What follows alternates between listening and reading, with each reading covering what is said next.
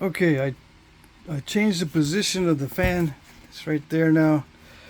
I closed the door a little bit more. I tried to anyway. The sun's in exactly the right spot for it to beam into the shop. I can't close the door all the way if I want the fan to cool it down. Anyway, I found the book, and now I'm going to look at Hardin.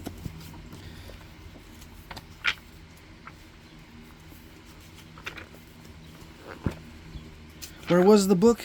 It was on the shelf to the side of me. It was just pushed back to where I couldn't see it unless I bent way over. That happens when I stuff a bunch of other stuff on that shelf. I bump into the book and the book travels to the back of the shelf. All right. Yeah. All these problems. Okay, so Hardin. And some of these are fancy, some of them are not.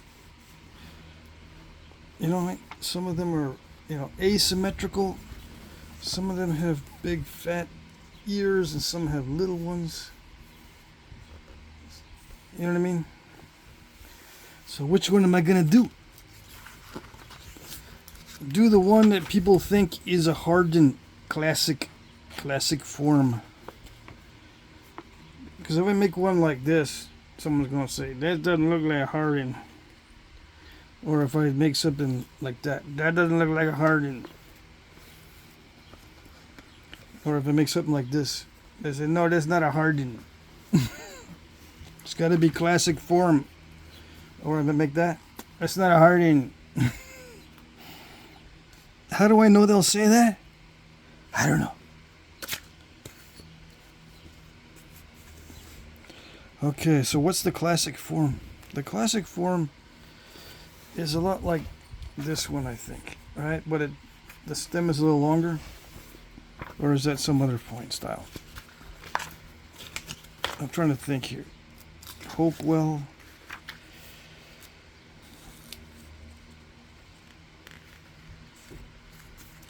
Hopewell is a similar point. Lost Lake, yeah, I did that one.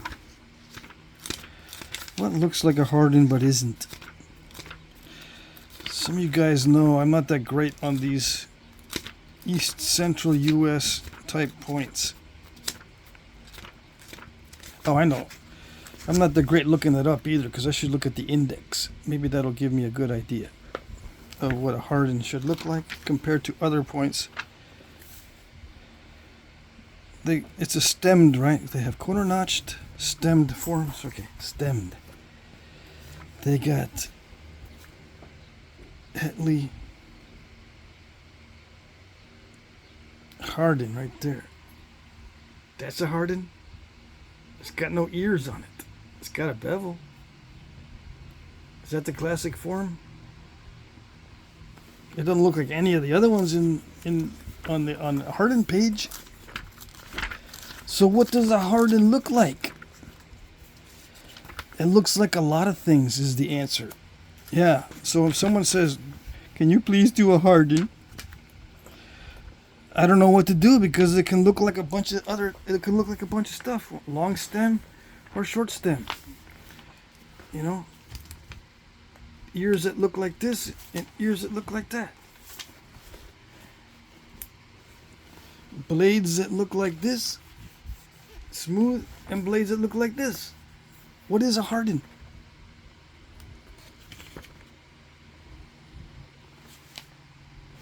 Is it that? Probably this. I got plenty of room. So what I'm going to do, what am I going to do? I'm just going to wing it, and I'm going to say it's close enough. And then resharpen and try to put a bevel on. Yeah.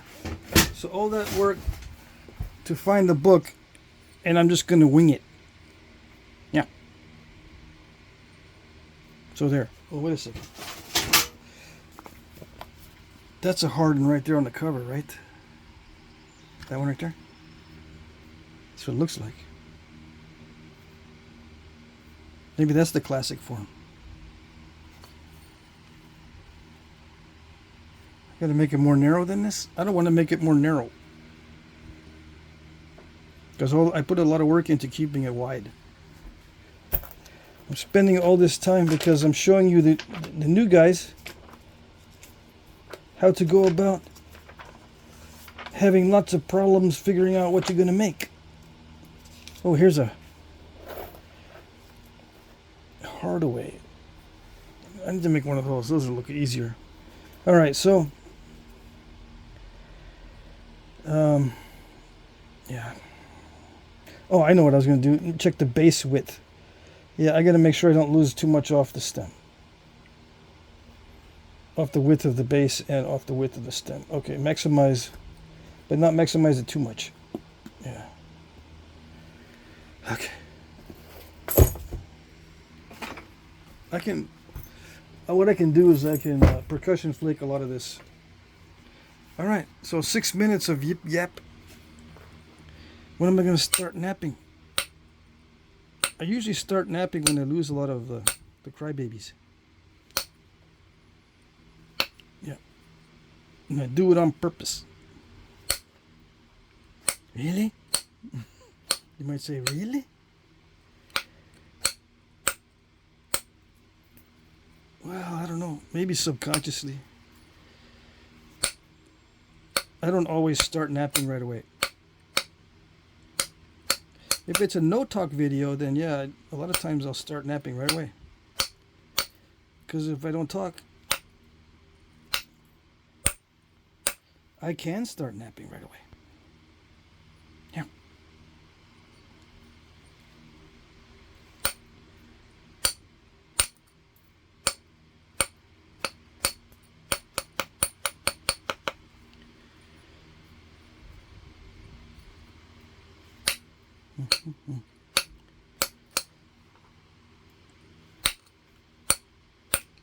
Yeah, that fan is pointing toward the microphone.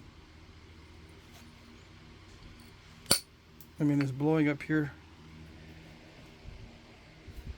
because it's so hot. I can't nap outside today because the chance of rain is like between 30 and 40%. So if I set up outside, with my luck, the 30% will immediately change to 100%. Yeah. It's much cooler if I set up outside and nap than if I set up in the shop. But on days like this where it's partly cloudy, partly rainy, partly sunny, partly I don't know what the heck it's gonna do,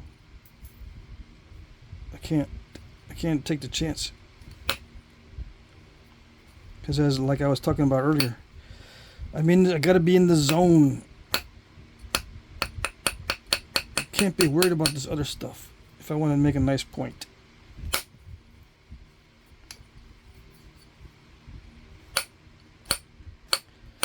Can't be worried about, oh, my phone's gonna get damaged if I make a point out in the rain.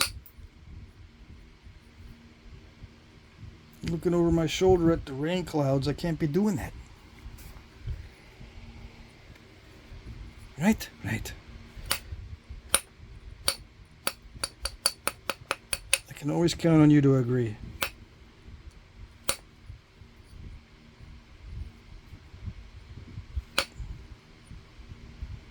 Hardin had a little bit of a concavity right there, right? That's kind of cool. That allows me to thin it down a little bit. You might say, wait a second, the Hardins weren't thinned down in the stems. They were thick and nasty.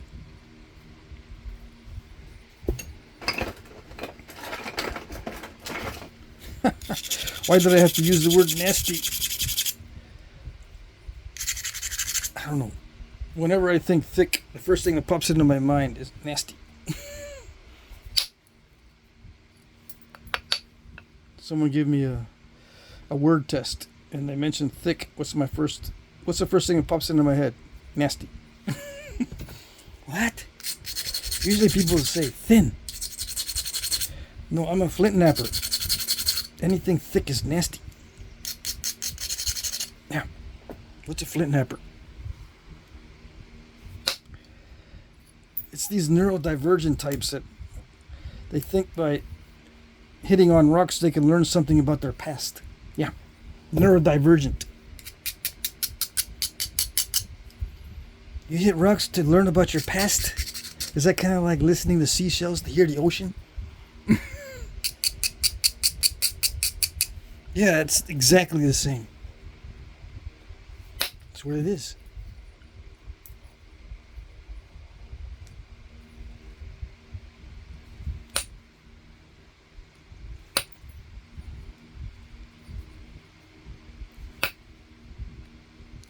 Okay, so I gotta focus. I got little defects in the stone that are gonna mess me up, I bet you. If I don't focus. Some of you might say, I've never seen a Hardin made in Mississippi gravel. Never. In my whole days.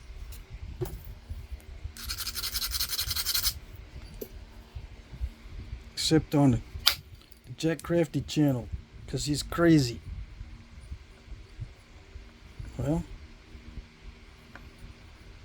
now you know. Now you have seen it, so now you're more worldly. Yeah.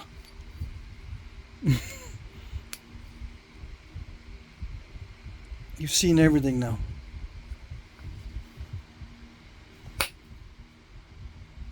I don't know if these things were made of Mississippi gravel. I'm just assuming that it's a good choice for this material. Yeah. I don't even know if they preferred raw stone for these or not, or how thick they were, you know, with the thickness ratio.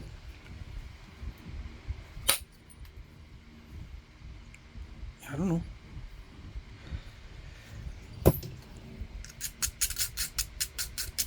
Why didn't I do some more research? I actually slept today. I was feeling a little sick. I was going to say zick. That's how I talk to myself. Like, oh, I'm feeling zick. Yeah.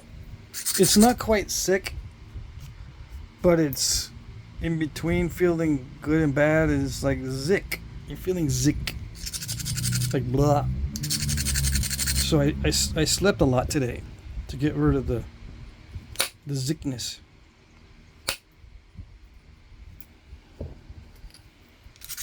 And it worked. Yeah. It seemed to have worked because I'm able to yap and nap at the same time. If I don't feel like napping and yapping, I just do a no-talk video. And usually when I do a no-talk video, it's because I just don't feel like talking. And sometimes it's because I'm feeling zick.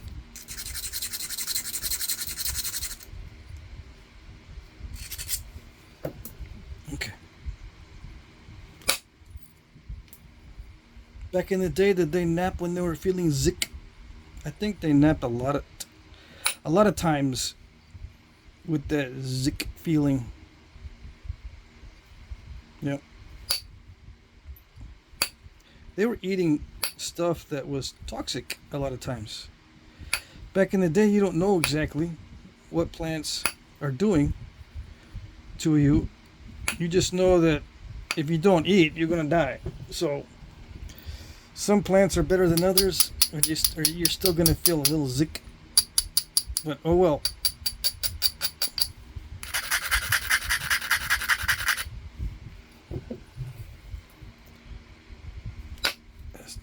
Such is life.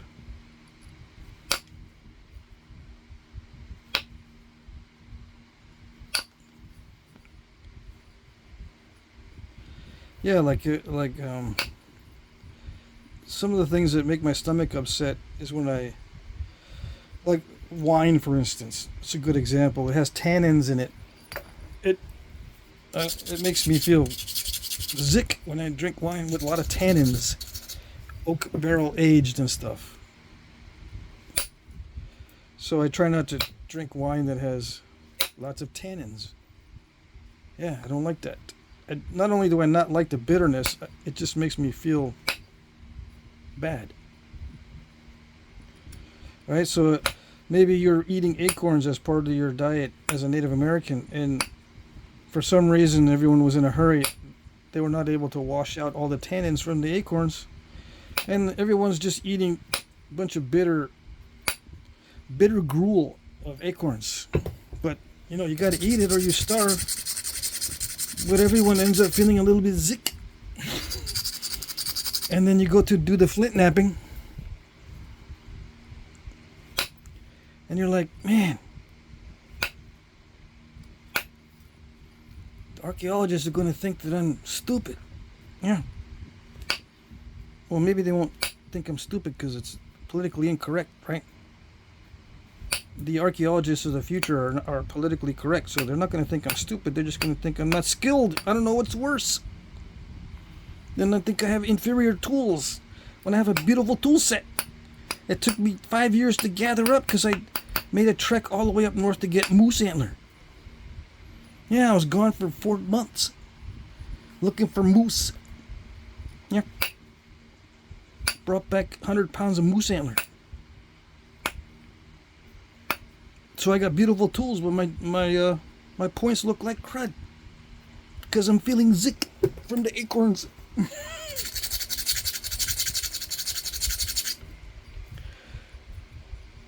I can just hear some people. You got an active imagination there. There's, you know, that's just too much. You're overthinking it. Okay, I might be overthinking it, but you decide. You make the decision. I might be exaggerating or going off the deep end, but you decide if it's going to affect the napping or not. Maybe these people that were napping at this point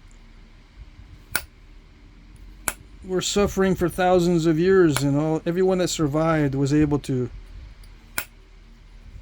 nap no matter what, because that's the way they had to survive. And feeling sick or not, they still made beautiful points. That's a possibility as well.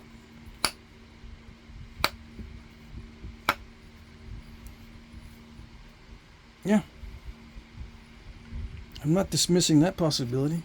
Even though they were constantly on the move and they had to carry all their spare rocks with them on their backs, trekking every day and making new camps all the time, in some cases moving, well, maybe not moving every day, but maybe once every 3 days or once a week, that frequent, carrying 80 pounds of rocks on their back in addition to all their other kit,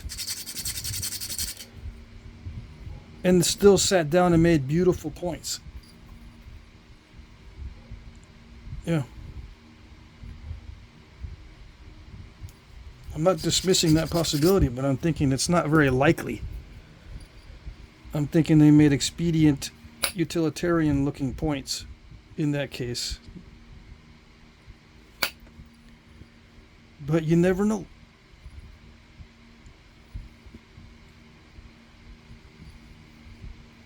Alright, these ears are too big. I can take these down a little bit. But I can do that with pressure. Right? I don't need to be using the indirect percussion.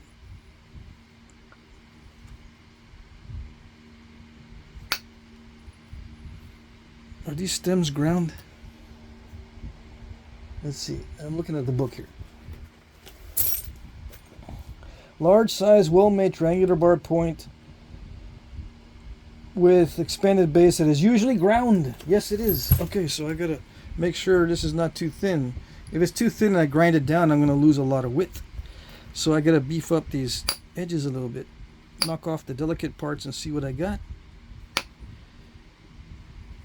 Because I'm gonna grind down these stems. Yeah. Or this stem. There's no these. I ate too many acorns. Let's see. Oh yeah, that's good width.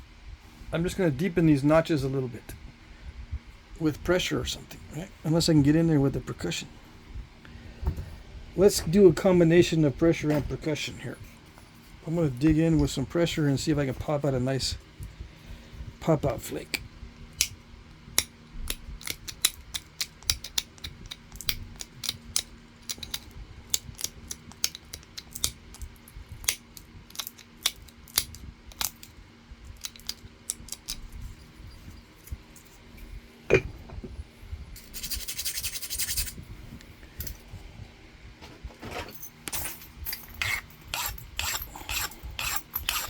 And I gotta be very careful.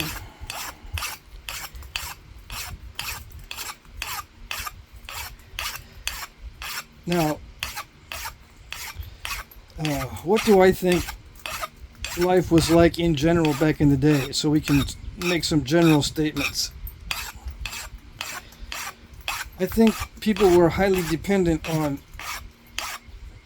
herds of animals for their food.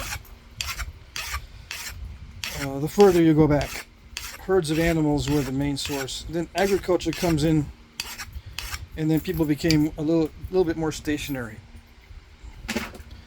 But for the most part, I think back in the day, people were chasing herds or fishing according to different life cycles of the fish. You know, are they spawning? Are they moving upstream? Are we going to do shellfish during this season, particular time of the season? Are we going to do gathering out of these tidal pools, whatever we can catch?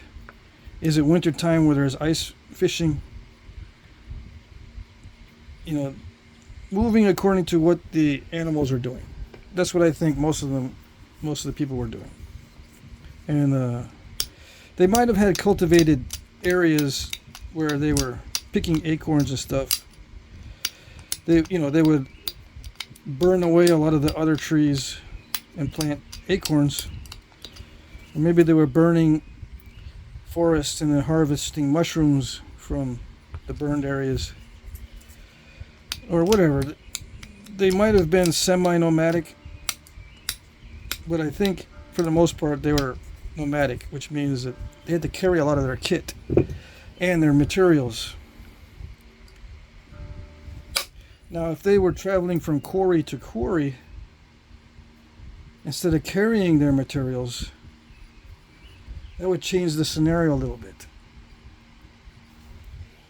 All right, so it's possible that they could be, instead of traveling to follow a herd, they travel to different quarries. That's always possible. And then just hunted and fished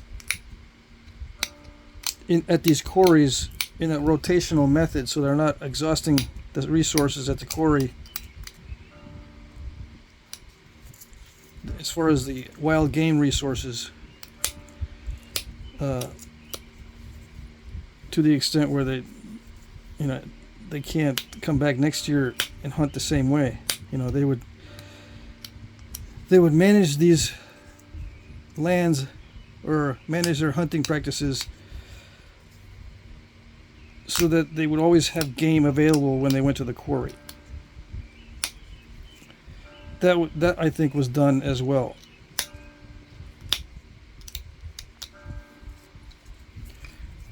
And everything gets messed up when there's competition for the same areas, so there's always a chance of fighting.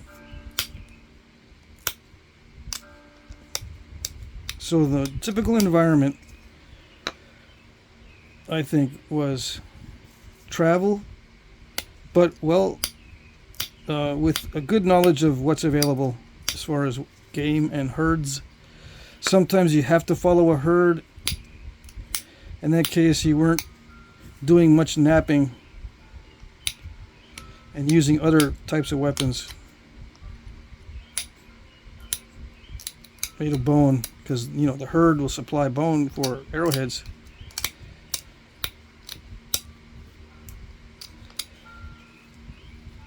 That kind of thing. But if it's a culture that's heavily involved in flintknapping, they either lived at a quarry site and did agriculture, or managed woodlands so they could stay permanently in an area, or they would go from quarry to quarry. They knew different quarries. That way they wouldn't exhaust their resources.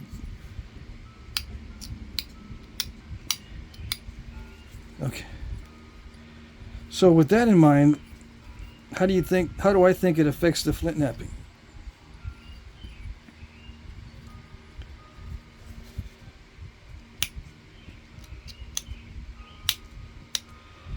I think you're going to get accrued points if there's a lot of movement. And finer points when there's less movement.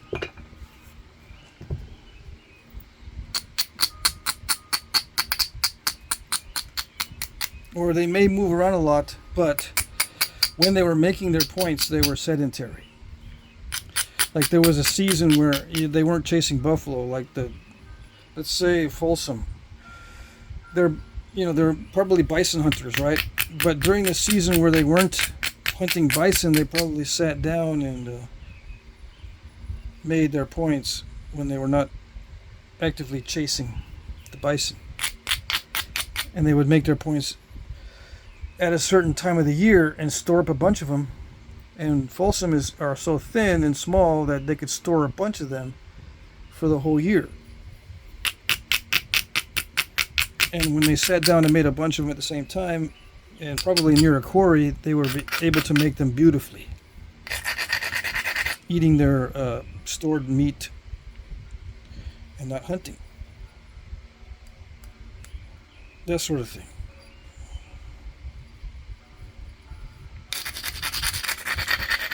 I think the mobility shows in the knapping, if there's a lot of mobility. And of course, if they're not skilled, or they lost the technology, or all their flint knappers died off because only the old people were doing it and some disease came in and wiped out all the old people.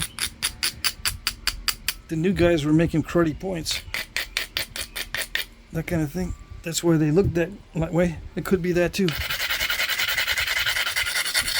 But as far as the mobility and the general lifestyle,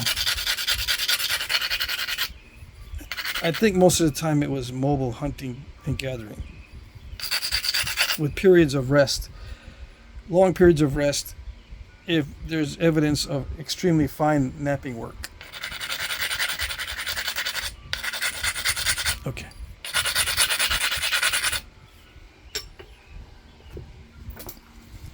Alright, so blade. I think I've finished the stem and the notching. It's pretty straightforward. It's fairly simple. Okay. As far as the stem design goes, there's no complicated notching. It's not like Lost Lake that has difficult notching.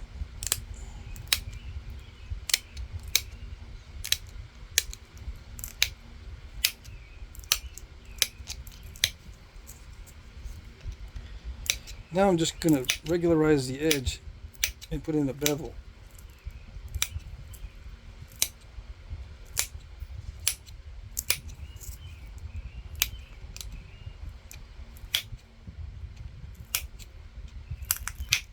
I could do this with percussion so I don't wear myself out.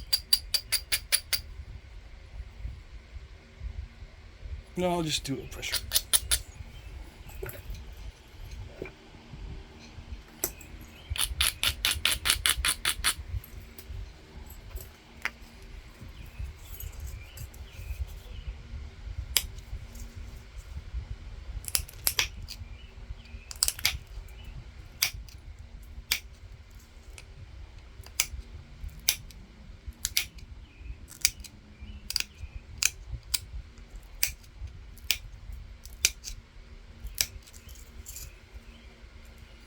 So, the moral of the story is, I think that if you see very fine, very skillful flint knapping, there was at least a short period of rest where you could focus only on knapping.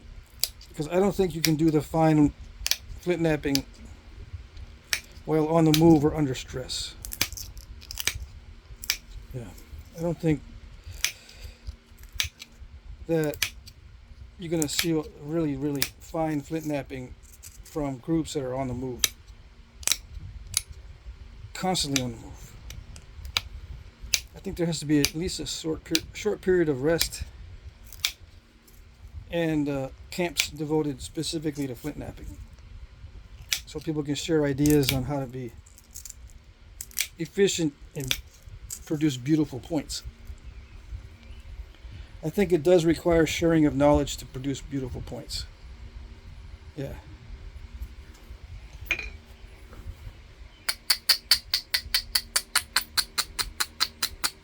Or I should say, it takes sharing of knowledge to produce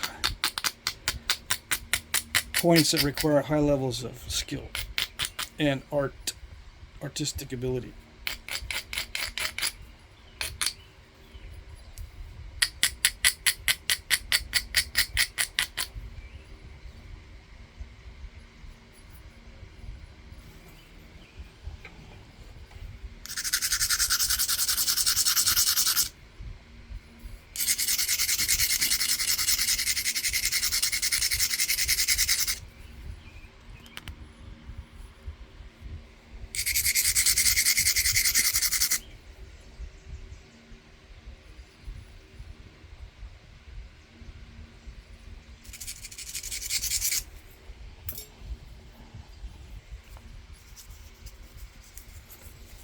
Okay, so this is not.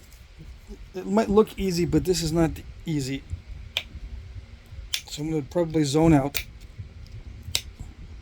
I usually talk during the flint knapping, but even though it might look easy, the beveling is not that easy, especially when I've got obstacles that could mess me up. I gotta focus on making sure I can blast through those obstacles and create a nice surface for the bevel. See, that's got to be nice and flat.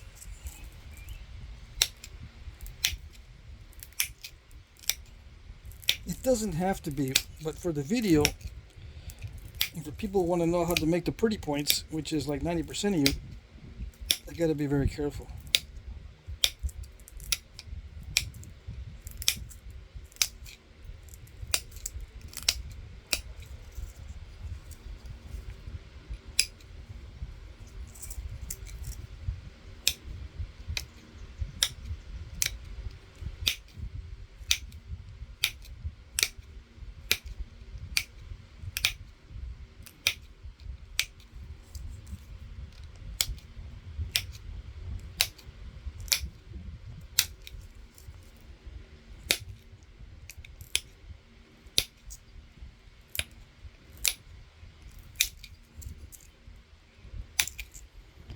And it's not the same amount of pressure with each flake. Each flake is different as far as pressure goes. Some are longer flakes than others. The longer flakes require more pressure. The shorter flakes require less pressure. Even though the flakes look the same length, they are all different in the amount of pressure when you have an irregular surface. Now, if you do flake over grind, it's all the same, that means you're pressurizing everything the same. But this is not flake over grind. It's not contrived. It's becoming more and more contrived the more passes I do, because it becomes more and more regular. And the last pass is usually very similar in each amount of force required for each flake. But this stage here, just getting everything nice and even, every pressure flake is different. And it starts to become more of the same as I continue. Okay. Hope that makes sense.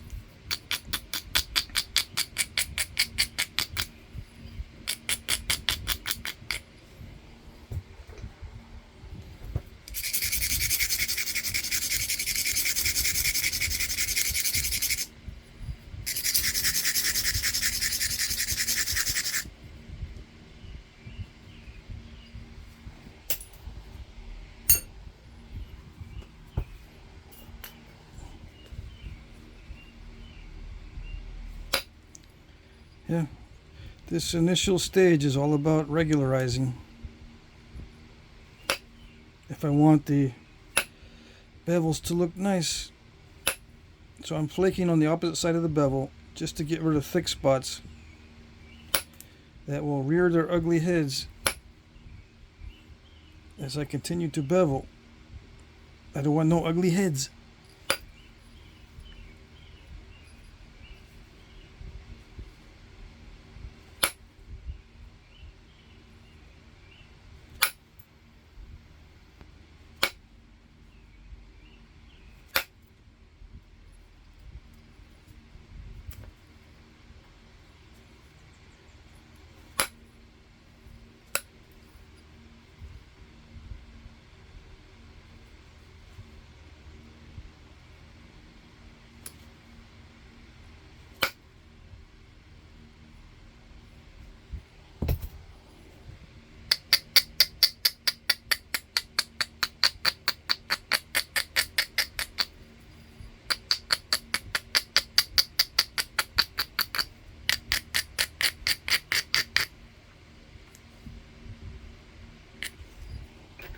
Yep, it's starting to rain.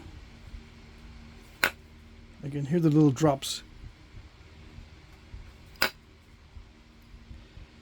don't think I have any windows open. The shop door is still partially open, but I think it'll be fine.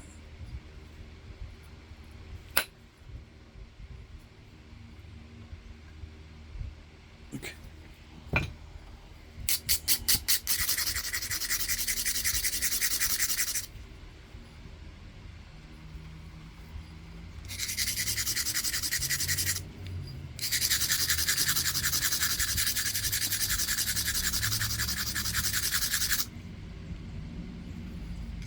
Yeah, earlier when I was saying, what's a Hardin? It's got so many variations.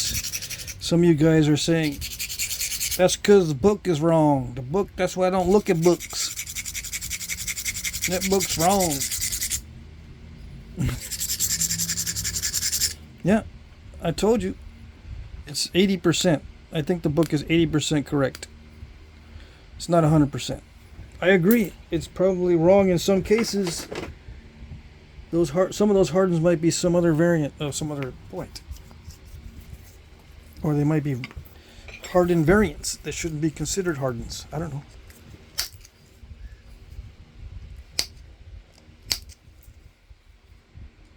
So don't blame me, just blame the book.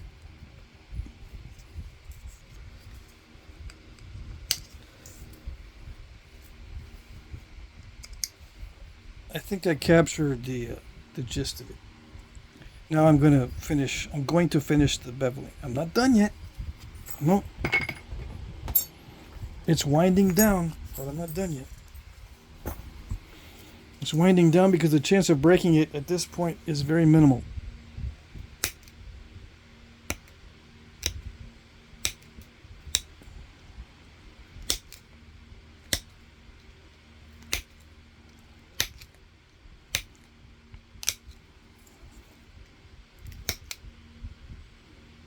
But the chance of messing it up on the bevel is very high. See that? I crunched it. And I tried to fix it without grinding it, and I crunched it even more.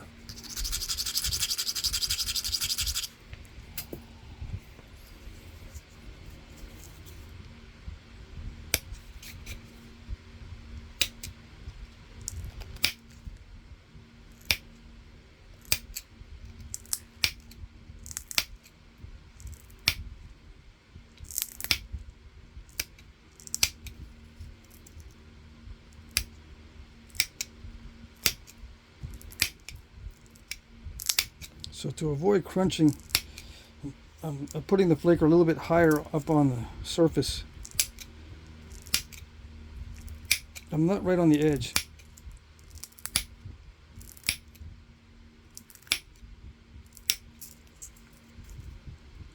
Some stones you can be right on the edge, but if it crushes a lot, you've got to put your flaker up higher.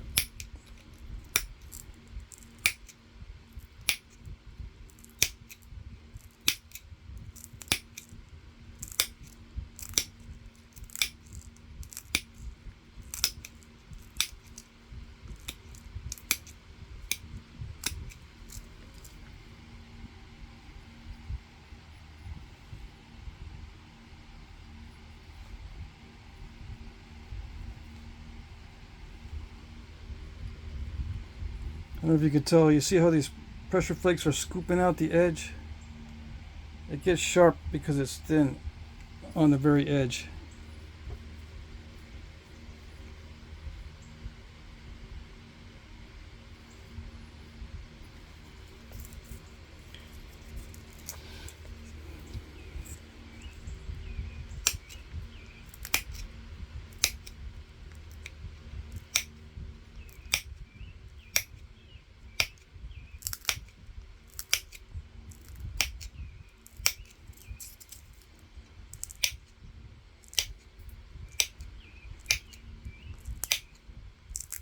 See these flakes are almost the same pressure for each one because it's more regular now.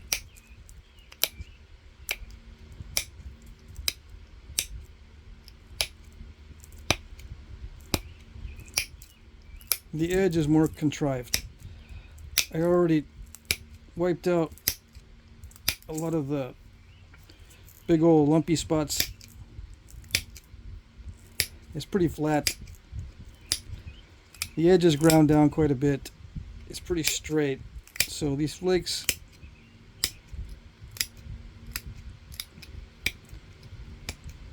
have very similar amounts of pressure. And it diminishes in pressure as I go toward the tip because the flakes get shorter down here toward the tip. I should probably just leave it there like that. Yeah. I noticed a lot of Hardins in the photos had jaggedy edges. So they don't need to be perfect edges. They just need to be sharp. Yeah, so I'll leave it there. Done.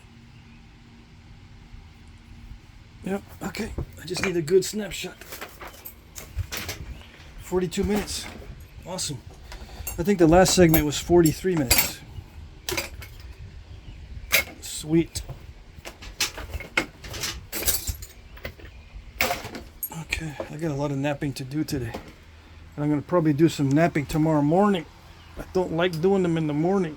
It throws me off. But I think I'm going to have to. I was doing a lot of other stuff too this week.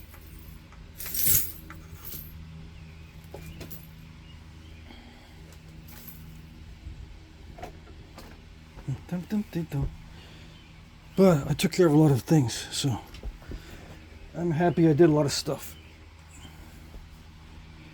Hardin out of Mississippi gravel heat treat with a the beginnings of a beveled edge. It is slightly beveled. You see how the edge rises that way, goes down that way. The tip is usually a little bit twisted on these, I suppose. That's just a natural consequence of beveling. The tip gets slightly twisted.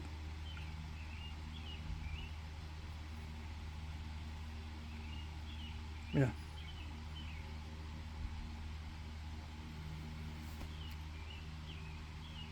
Alrighty. That's it.